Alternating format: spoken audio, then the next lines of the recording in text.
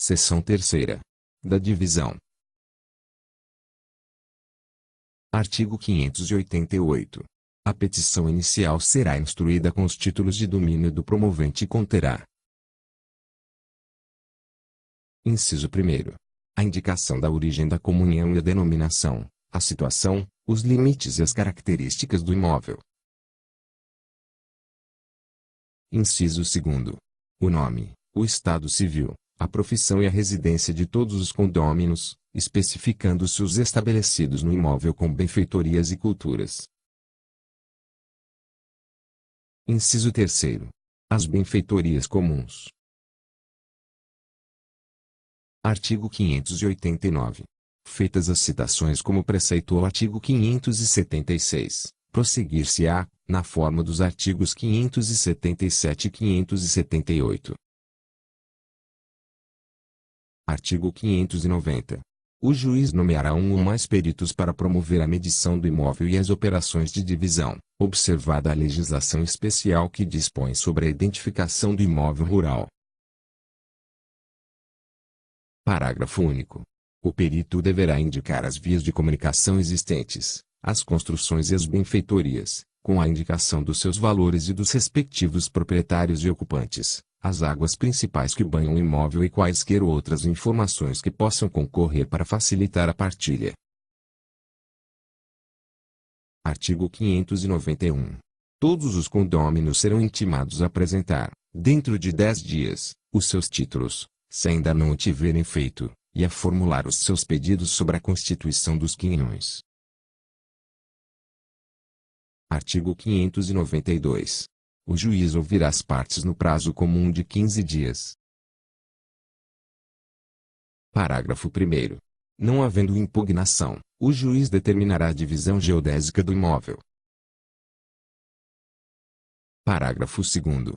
Havendo impugnação, o juiz proferirá, no prazo de 10 dias, decisão sobre os pedidos e os títulos que devam ser atendidos na formação dos quinhões. Artigo 593. Se qualquer linha do perímetro atingir benfeitorias permanentes dos confinantes feitas há mais de um ano, serão elas respeitadas, bem como os terrenos onde estiverem, os quais não se computarão na área dividenda. Artigo 594. Os confinantes do imóvel dividendo podem demandar a restituição dos terrenos que lhes tenham sido usurpados. Parágrafo 1º. Serão citados para a ação todos os condôminos, se a sentença homologatória da divisão ainda não houver transitado em julgado, e todos os quinhoeiros dos terrenos vindicados, se a ação for proposta posteriormente. Parágrafo 2º. Nesse último caso terão os quinhoeiros o direito, pela mesma sentença que os obrigar à restituição, haver dos outros condôminos do processo divisório ou de seus sucessores a título universal a composição pecuniária proporcional ao desfalque sofrido. Artigo 595. Os peritos proporão, em laudo fundamentado, a forma da divisão, devendo consultar, quanto possível, a comodidade das partes, respeitar, para adjudicação a cada condômino, a preferência dos terrenos contíguos às suas residências e benfeitorias e evitar o retalhamento dos quinhões em glebas separadas. Artigo 596. Ouvidas as partes, no prazo comum de 15 dias, sobre o cálculo e o plano da divisão, o juiz deliberará a partilha. Parágrafo único. Em cumprimento dessa decisão, o perito procederá à demarcação dos quinhões, observando, além do disposto nos artigos 584 e 585, as seguintes regras. Inciso 1º. As benfeitorias comuns que não comportarem divisão cômoda serão adjudicadas a um dos condôminos mediante compensação. Inciso 2º. Instituir-se-ão as servidões que forem indispensáveis em favor de uns quinhões sobre os outros, incluindo o respectivo valor no orçamento para que, não se tratando de servidões naturais, seja compensado o condômino aquinhoado com o prédio serviente. Inciso 3º. As benfeitorias particulares dos condôminos que cederem a área que tem direito serão adjudicadas ao quinhoeiro vizinho mediante reposição. Inciso 4º. Se outra coisa não acordarem as partes, as compensações e as reposições serão feitas em dinheiro. Artigo 597. Terminados os trabalhos e desenhados na planta os quinhões e as servidões aparentes, o perito organizará um memorial descritivo. Parágrafo 1º.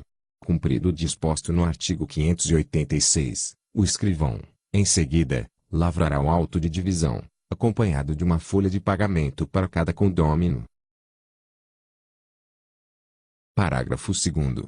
Assinado o auto pelo juiz e pelo perito, será proferida a sentença homologatória da divisão. Parágrafo 3º. O auto conterá: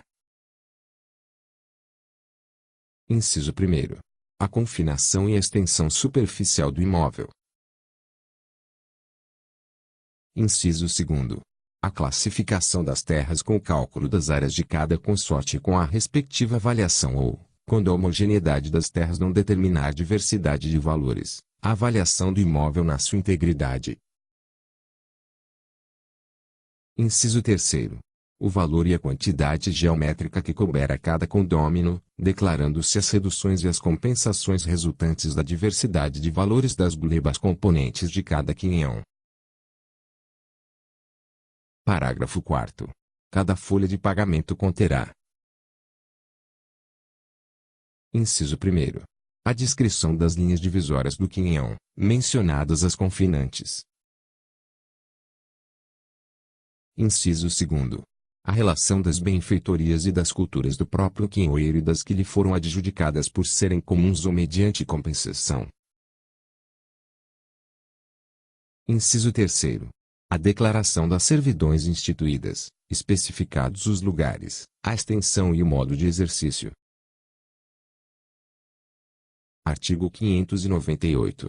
Aplica-se às divisões o disposto nos artigos 575 a 578.